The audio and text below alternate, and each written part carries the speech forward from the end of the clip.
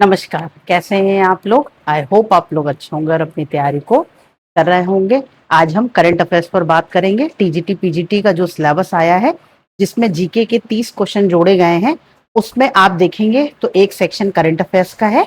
जब आप अपने सिलेबस को देखेंगे जो शिक्षा आयोग ने जारी किया है, उसमें 30 प्रश्न करने हैं, 3 यूनिट है।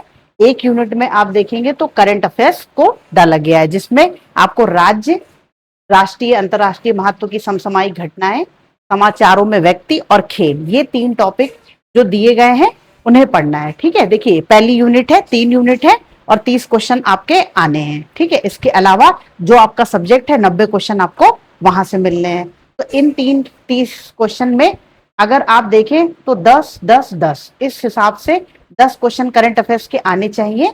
ठीक है, देखिए ये एक अनुमान है, हो सकता है किसी सेक्शन से ज्यादा या किसी सेक्शन से कम क्वेश्चन आ जाए। तो अगर हम करंट अफेयर्स की बात करते हैं तो यहाँ पर आप देखेंगे राज्य, इसका मतलब अगर आप उत्तर प्रदेश के हैं तो यूपी स्पेशल करंट अफेयर्स, ये आपके लिए एक महत्वपूर्ण पॉइंट है कि आपको यूपी का करंट अफेयर्स पढ़ना है। फिर राष्ट्रीय अंतर्राष्ट्रीय महत्व की समसामयिक घटनाएं, जिसमें स्टेट, नेशनल और इंटरनेशनल इंपॉर्टेंस, स्टेट में, नेशनली और इंटरनेशनली भारत का संबंध कैसा रहा है अदर राज्यों के साथ में, कहाँ क्या हो रहा है, ये सारी चीजें आपको पढ़नी है। इसके साथ में समाचारों में व्यक्तित्व, देखिए इसके बाद ये टॉपिक एक अलग करके दिया है, इसका मतलब कि ये एक टॉपिक है जो अलग से इंपॉर्टेंट है। तो पर्सनालिटीज इन न्यूज हम इसको पढ़ेंगे, जैसे कि कोई पर्सनालिटी है, उनको कोई अवार्ड दिया गया तो वो सारे आपको पढ़ने हैं, वो क्यों न्यूज में आए वो आपको पढ़ना है। किसी देश का कोई नया राष्ट्रपति बना तो उनके बारे में आपको पढ़ना है, भारत में कोई नए पद पे आया तो उनके बारे में आपको पढ़ना है, ये सारी चीजें पढ़नी है। खेल कूद, इसका मतलब स्पोर्ट्स का सेक्शन आपके एग्जाम के लिए महत्वपूर्ण है। भारत में और विश्व में जो भी महत्वपूर्ण खेल गतिविधियां होती हैं उनसे संबंधित प्रश्न आपके एग्जाम में पूछे जाएंगे और इसी हिसाब से इस क्लास में हर रोज हम 8 से 10 क्वेश्चन की प्रैक्टिस करेंगे जो आपके एग्जाम में इंपॉर्टेंस रखती हैं। तो शुरू करते हैं। पहला क्वेश्चन देखिए जनवरी में ये क्वेश्चन था कि तो 5 जनवरी 2026 को राष्ट्र सेवा हेतु समर्पित भारत का प्रथम स्वदेशी प्रदूषण नियंत्रण बोर्ड कौन सा है। तो इस तरीके के प्रश्न एग्जाम में जरूर पूछे जाते हैं। भारत का पहला, भारत ने पहली बार बनाया, स्वदेशी विकसित, उत्तर प्रदेश का पहला, ये चीजें आपको ध्यान से पढ़नी है, ये प्रश्न महत्वपूर्ण है। अब ये पूछ रहे हैं कि भारत ने अपना पहला स्वदेशी प्रदूषण नियंत्रण बोर्ड बनाया है, जो कि कौन सा है, समुद्र प्रहरी, समुद्र रक्षक या फिर समुद्र प्रताप या समुद्र शक्ति। तो अगर आप देखेंगे तो इसका आंसर है समुद्र प्रताप। ठीक है, देखिए समुद्र प्रताप भारत का पहला स्वदेशी प्रदूषण नियंत्रक पोत है। तो ये कैसा है, indigenous built pollution control vessel. तो ये क्या करने के लिए बनाया गया है, समुद्र में जो पोल्यूशन होता है जिससे ऑयल स्पिल हो जाता है और जो तेल फैल जाता है, इन सब तरह के प्रदूषण और समुद्र में अदर तरह के जो भी प्रदूषण होते हैं उन सबको मॉनिटर करने के लिए, उसके लिए ये डेवलप किया गया। भारत ने खुद इसको डेवलप किया है, इसलिए ये आपके लिए महत्वपूर्ण है। इसका उद्घाटन जनवरी 2026 को रक्षा मंत्री द्वारा राष्ट्र को समर्पित कर दिया गया। इसका उद्देश्य समुद्र प्रदूषण को नियंत्रित करना है। देखिए समुद्र प्रदूषण की अगर आप बात करेंगे तो उसमें सबसे इंपॉर्टेंट प्रदूषण क्या होता है कि समुद्र में तेल रिसाव, जिसे हम बोलते हैं ऑयल स्पिल, ये सबसे महत्वपूर्ण है।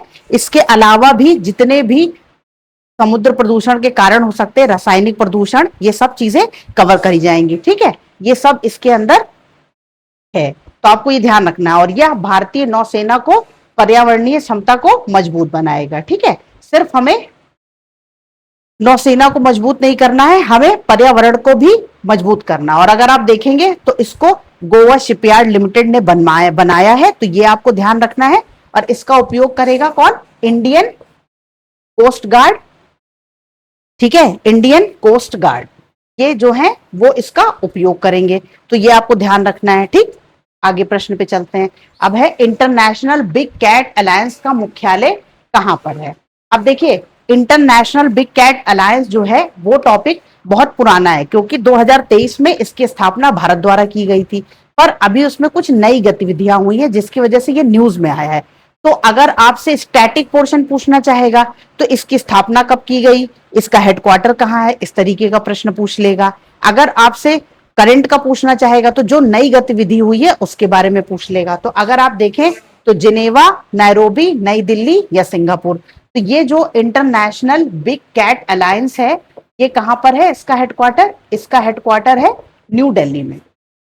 ठीक है, इसलिए ये बहुत महत्वपूर्ण है क्योंकि इसको शुरुआत करी गई थी भारत में। तो ये भारत की पहल है जो 23 जनवरी 2026 को, अब इसको क्या किया गया है, इंटरनेशनल, देखिए इंटर गवर्नमेंटल ऑर्गेनाइजेशन को बना दिया गया, घोषित कर दिया गया। ये कैसी हो गई है, अंतर सरकारी संगठन बना दिया गया है। हेडक्वार्टर इसका दिल्ली में रखा गया। ठीक, इसका उद्देश्य बिग कैट का संरक्षण करना। देखिए बिग कैट में बहुत सारी कैट्स आती है जिसमें आप बाघ की बात कर सकते हैं, चीता की बात कर सकते हैं, जैगुआर की बात कर सकते हैं, शेर हो गया, तेंदुआ हो गया, ये सब इसमें आते हैं। और अगर आप देखेंगे तो इंटरनेशनल बिग कैट अलायंस का जो शुरुआत थी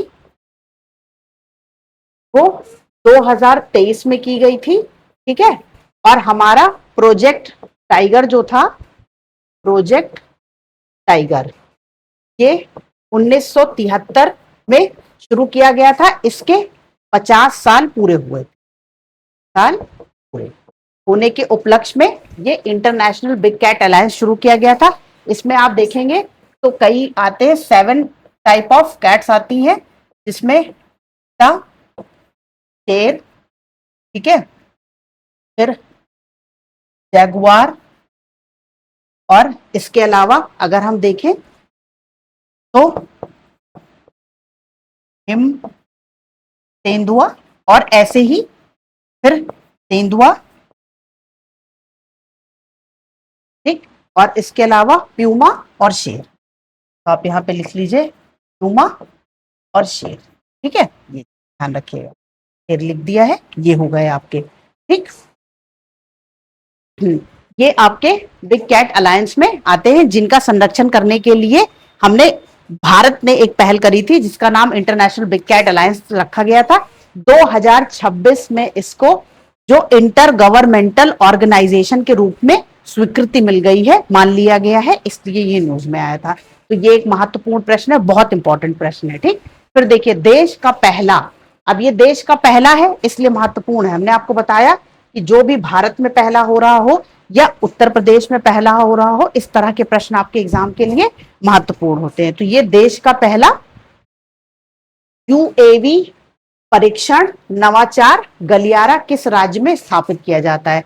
तो अगर आप यूएवी को देखेंगे तो ये होता है एक तरीके से, इसको हम ड्रोन ही कहते हैं। ये क्या है, अनमैन्ड एरियल व्हीकल। ठीक है, ठीक है, इसी को हम ड्रोन कहते हैं।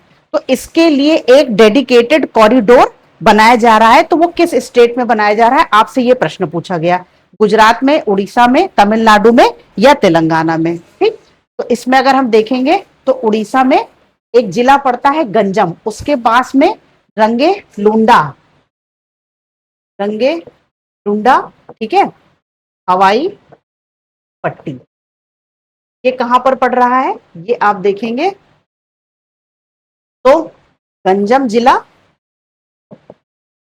उड़ीसा, उड़ीसा।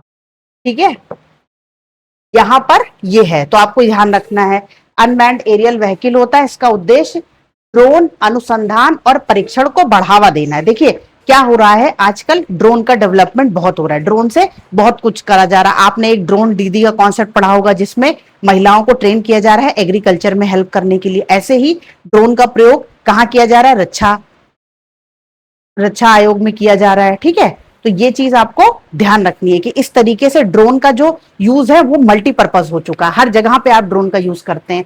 तो हम इसीलिए एक डेडिकेटेड कॉरिडोर डेवलप कर रहे हैं जिसका काम है ड्रोन में नवाचार करना, अनुप्रयोग करना।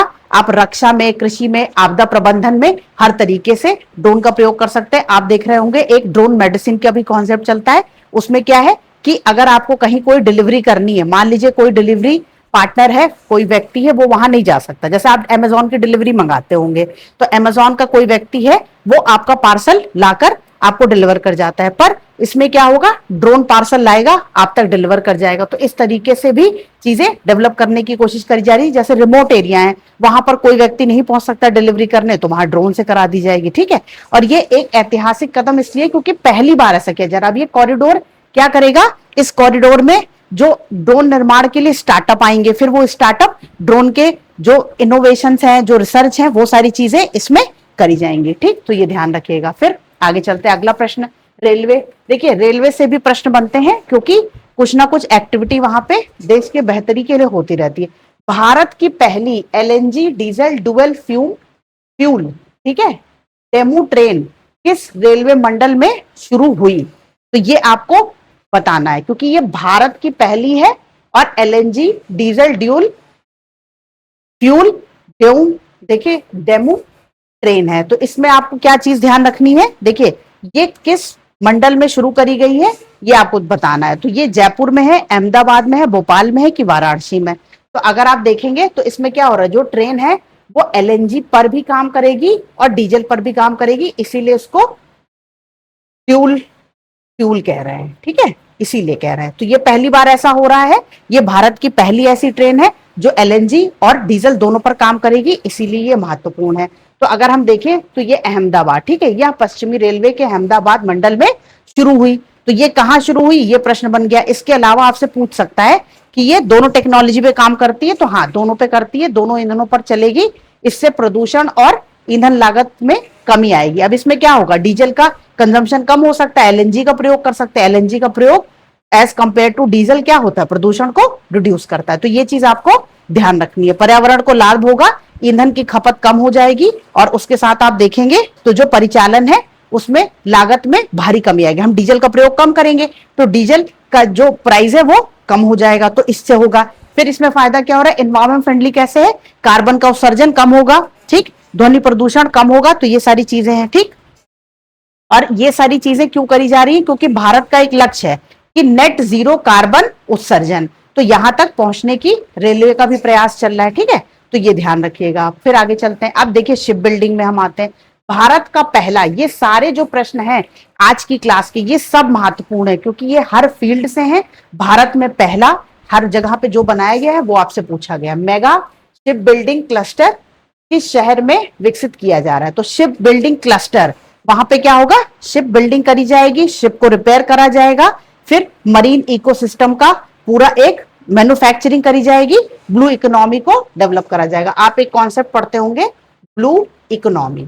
तो ब्लू इकोनॉमी क्या है, जो मरीन प्रोडक्ट होते हैं उनसे हम इकोनॉमी की ग्रोथ करें, तो वो आपका कहलाता है समुद्र से जो भी उसके उत्पाद होते हैं उनसे जब हम इकोनॉमी करते हैं तो उसको हम ब्लू इकोनॉमी कहते हैं। ऐसे ध्यान रखिएगा, कोच्चि है कि विशाखापत्तनम है कि थुट्टुकोडी है या फिर मुंबई है। तो इसमें पूछा गया है भारत का पहला मेगा शिपयार्ड बिल्डर क्लस्टर किस शहर में विकसित किया गया है, तो ये भारत का पहला है, ये ध्यान रखिएगा, ठीक। मेगा शिपयार्ड बिल्डिंग क्लस्टर, ये आपको बताना है। तो ये आप देखेंगे तो ये कहाँ है, ये तमिलनाडु के थुट्टुकुडी एक जगह है वहां पर है। तो ये आपको थुट्टुकुडी भी पूछ सकता है और तमिलनाडु भी पूछ सकता है, किस स्टेट में है, तो स्टेट का नाम भी आपको ध्यान रखना है, ठीक है। अब इसके लिए एसपीवी स्पेशल पर्पस व्हीकल का गठन किया गया है। इससे जहाज निर्माण उद्योग को बढ़ावा मिलेगा, यह समुद्री अर्थव्यवस्था को मजबूत करेगा। तो इसमें क्या है, जहाज निर्माण करना है, ब्लू इकोनॉमी को डेवलप करना है, ठीक है। भारत को एक ग्लोबल जहाज निर्माण हब बनाने का प्रयास करना है, ठीक है। भारत को ग्लोबल जहाज निर्माण हब, ठीक है, बनाने का प्रयास, क्योंकि देखिए ब्लू इकोनॉमी से ग्रोथ होती है, चीजें इंपोर्ट एक्सपोर्ट सबसे ज्यादा समुद्र के रास्ते से ही करी जाती हैं। तो इंपोर्ट एक्सपोर्ट सबसे ज्यादा कहां से होता है, शिप के माध्यम से होता है, समुद्र से होता है, तो वो चीज महत्वपूर्ण है, ठीक है। तो इसमें एक स्पेशल पर्पस व्हीकल बनाया गया है जिसमें हम डेवलपमेंट के लिए काम करेंगे, जहाज का निर्माण। तो इसमें क्या हो रहा है, देखिए यहाँ पे शिप बिल्डिंग क्लस्टर बना दिया गया, स्पेशल पर्पस व्हीकल हो गई, ये बूस्ट शिप बिल्डिंग करेगा। फिर स्ट्रॉन्ग मरीन इकोसिस्टम, इसी तरीके से इसको डेवलप किया गया है। ठीक, अब अगले प्रश्न पे चलते हैं। देखिए अगला प्रश्न क्या है, एक रैंकिंग है जो कि नमबियो सेफ्टी इंडेक्स 2026 के अनुसार भारत का सबसे सुरक्षित शहर कौन सा है। तो इस तरीके के रैंकिंग आती रहती हैं। अगर उन रैंकिंग में भारत की किसी शहर का, किसी स्टेट की बात करी गई है तो वो आपके लिए महत्वपूर्ण हो जाता है। तो आप इसमें इस तरीके के प्रश्न में हमेशा ध्यान रखिएगा कि उसमें इंडिया रिलेटेड क्या बात करी गई है। तो अगर आप इसमें देखेंगे तो इसमें पूछ रहा है कि इस जो नमबियो सेफ्टी इंडेक्स है, इन्होंने भारत के किस शहर को सबसे सेफ बताया। तो टॉप पर कौन सा है, पुणे है, इंदौर है, मैंगलुरु है कि मैसूर है। ठीक, तो अगर आप देखेंगे तो ये आपका मैंगलुरु को भारत की सबसे सुरक्षित शहर घोषित किया गया है। ये चीज आप ध्यान रखिएगा। और जो मैंगलुरु है ये कहां पर है, ये आपका कर्नाटक में। तो इसका स्टेट भी याद रखिएगा, कर्नाटका। ठीक, यह कर्नाटक राज्य में स्थित है। यह रैंकिंग नवंबरों द्वारा जारी करी जाती है। सुरक्षा के विभिन्न मानकों के आधार पर रैंकिंग दी जाती है। तो इसमें कि देखिए अब इसमें क्या हो रहा होगा कि शहर का शहरी नियोजन कैसा है, कैसा शहर है। ठीक, फिर विदेशी निवेश यहाँ पर कितना होता, पर्यटन और नागरिक की सुरक्षा कितनी, वहां पर लोग कितनी सेफ्टी से रहते हैं, वहां पर कितना जो क्राइम रेट है वो कम होना चाहिए। तो ये सारी चीजें देखकर भारत के जो मैंगलुरु है उस शहर को टॉप पर रखा गया, पहली पोजीशन पर रखा गया। ठीक है, और यह जो आप देख रहे हैं यहां पर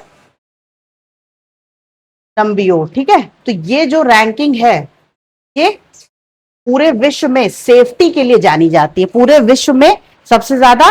ठीक है, जो क्राउड बेस्ड डेटा कलेक्ट करती है और ये जीवन स्तर और सुरक्षा के लिए एक रैंकिंग निकालती है। ठीक है, तो जैसे इन्होंने क्राउड बेस्ड डेटा कलेक्ट कर लिया और उस पे ये जो सेफ्टी है शहर की और उसको आधार बनाकर वहां पर लाइफ स्टाइल कैसी है, जीवन स्तर वहां पर कैसा है लोगों का, इस बेसिस पे ये रैंकिंग देते हैं। ठीक है, तो ये ध्यान रखिएगा, ये एक ग्लोबल रैंकिंग है, वैश्विक रैंकिंग है, तो ये आपको ध्यान रखना है।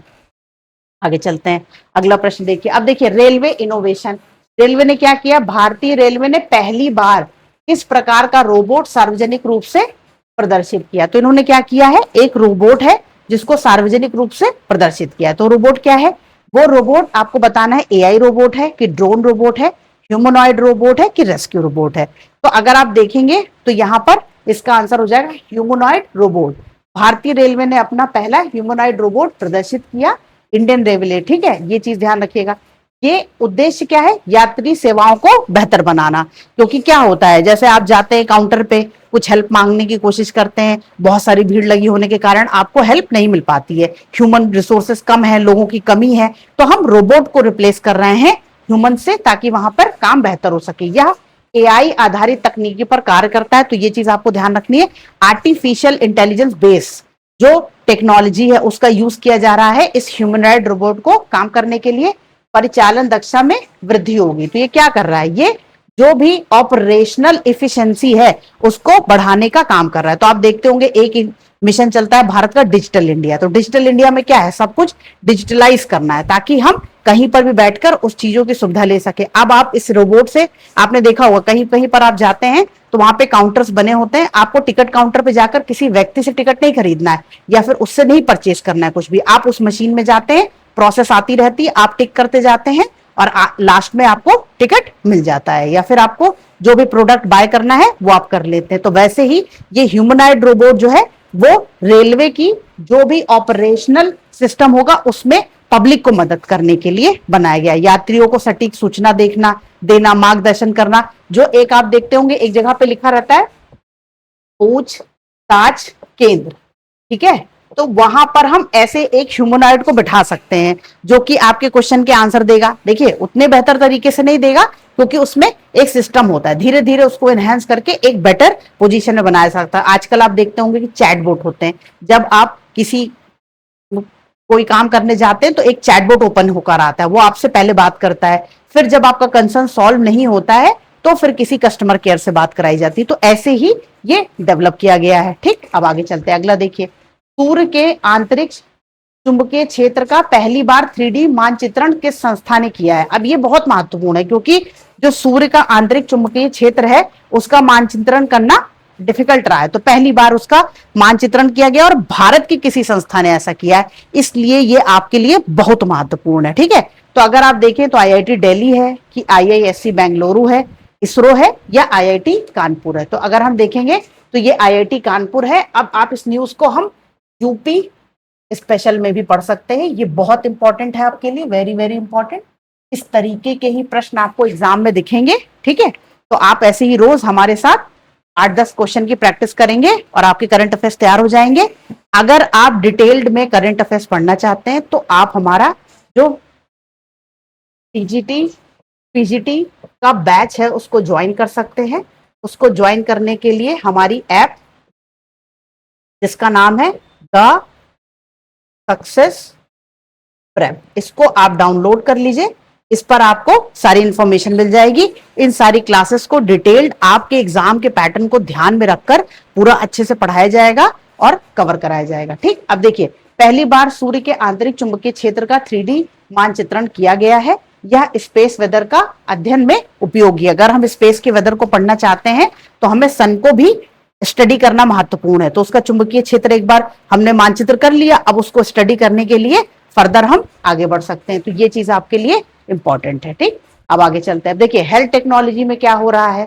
एक है फेडरेशन इंटेलिजेंस हैकाथॉन का आयोजन किस क्षेत्र में तकनीकी नवाचार को बढ़ाने के लिए दिया गया है। तो एग्रीकल्चर या फिर रक्षा या फिर आप कह सकते हैं स्वास्थ्य सेवा या शिक्षा। तो अगर हम देखेंगे तो इसका आंसर है स्वास्थ्य सेवा। यह कब आयोजित हुआ? 19 से 23 जनवरी 2026 में।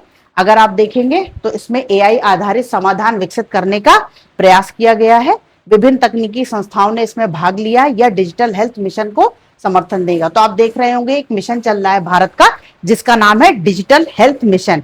तो इसमें क्या कर रहे हैं, जो भी हेल्थ समस्याएं हैं जनता की, आम पब्लिक की, उनको हम डिजिटलाइज करने की कोशिश कर रहे हैं। जैसे देखिए आजकल एक आप देखते होंगे एक कार्ड चलता है आयुष्मान कार्ड, जिसको ले जाकर हम कैशलेस पेमेंट कर सकते हैं। उसके लिए हमें कैश की जरूरत नहीं है, कैशलेस ट्रांजैक्शन हो जाता है, तो वो डिजिटल माध्यम से ही हो पाया। ठीक, इसी सब चीजों को इनहेंस करने के लिए इस तरीके का हैकाथॉन किया जाता है जिसमें बहुत सारे लोग, बहुत सारे हॉस्पिटल्स, बहुत सारी बड़ी बड़ी एजेंसीज आती हैं, साथ में बैठती हैं और फर्दर आगे के भविष्य के प्लान को डिस्कस करती हैं। ठीक है, अब एआई मॉडल से डॉक्टर कैसे हेल्प करेंगे। ठीक है, एक आप कॉन्सेप्ट पढ़ते होंगे टेलीमेडिसिन का।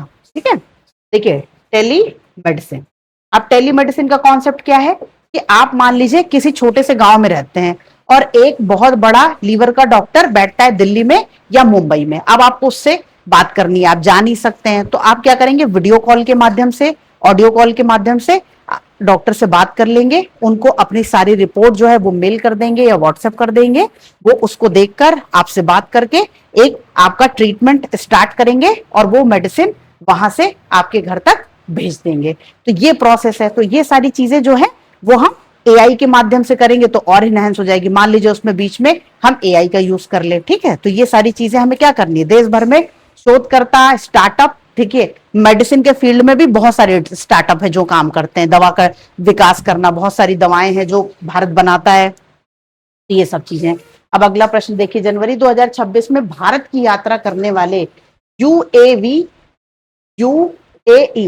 ठीक है, ये राष्ट्रपति कौन थे। अब देखिए ये कैसा आ गया, पर्सनालिटी इन न्यूज, ये एक अलग से टॉपिक है आपके एग्जाम में। तो हम इस तरीके से हर उस पर्सनालिटी के बारे में पढ़ते चलेंगे जो आपके एग्जाम के लिए महत्वपूर्ण है। ठीक है, देखिए अब यूएई के जो राष्ट्रपति हैं वो कौन है, खालिद बिन मोहम्मद, मोहम्मद बिन राशिद, शेख मोहम्मद बिन जायद अल नहयान। ठीक है, फिर इसमें है मंसूर बिन जायद। तो अगर आप देखेंगे तो शेख मोहम्मद बिन जायद अल नहयान ये आए थे भारत की यात्रा पर। और इस तरीके की द्विपक्षीय यात्रा भारत बहुत सारे कंट्रीज के साथ में करता रहता है। वो भारत आते हैं, भारत के राष्ट्रपति या प्रधानमंत्री उन देशों में जाते हैं और वहां मिलकर वो समझौता करते हैं, जैसे ऊर्जा क्षेत्र में समझौता करना, फिर एमओयू साइन करते हैं जिसमें जैसे मान लीजिए रक्षा में, ठीक है, शिक्षा में, ऊर्जा में, ये सारी फील्ड में हम एक दूसरे से मदद करने का साझा करते हैं। जिनके पास अच्छी टेक्नोलॉजी है उनसे हम लेते हैं, हमारे पास जो टेक्नोलॉजीज है वो हम उनको देते हैं, जैसे कि डिजिटल इकोनॉमी में। ठीक है, तो डिजिटल इकोनॉमी इस तरीके से भारत जुड़ता है, द्विपक्षीय वार्ता होती है जिसे हम बोलते हैं बायलेटरल ट्रेड। बायलेटरल ट्रेड पर बात हुई है, तो ये आप ध्यान रखिएगा, इनका नाम हमें पता होना चाहिए, ये कहाँ के राष्ट्रपति ये पता होना चाहिए। मान लीजिए किसी देश की कोई पहली महिला राष्ट्रपति बनी है तो वो आपके लिए महत्वपूर्ण हो गया। कोई क्या कहते हैं राष्ट्रपति किसी वजह से हटा है तो कौन हटा है, उसकी जगह पे कौन आया है, भारत के साथ उस देश के कैसे संबंध है, कौन कौन भारत की यात्रा पर आया, भारत के राष्ट्रपति प्रधानमंत्री किस किस देश की यात्रा पर गए, ये सारे प्रश्न आपके एग्जाम के लिए महत्वपूर्ण है। तो इसी तरीके से हम क्लासेस करते रहेंगे रोज, 8 से 10 क्वेश्चन जो आपके एग्जाम में हाई यील्डिंग टॉपिक के फॉर्म में आएंगे वो हैं। अब इसके अलावा अगर आप डिटेल में पढ़ना चाहते हैं तो टीजीटी पीजीटी बैच ये आप हमारा ज्वाइन कर सकते हैं हमारी ऐप पर, जो कि है द सक्सेस प्रेप। तो आप ज्वाइन कर सकते हैं, नहीं तो आप हमें कांटेक्ट कर सकते हैं और कांटेक्ट करके आप हमसे बात कर सकते हैं और हमारे बैच को ज्वाइन कर सकते हैं। मिलते हैं नेक्स्ट क्लास में, तब तक के लिए पढ़ते रहिए। All the very best.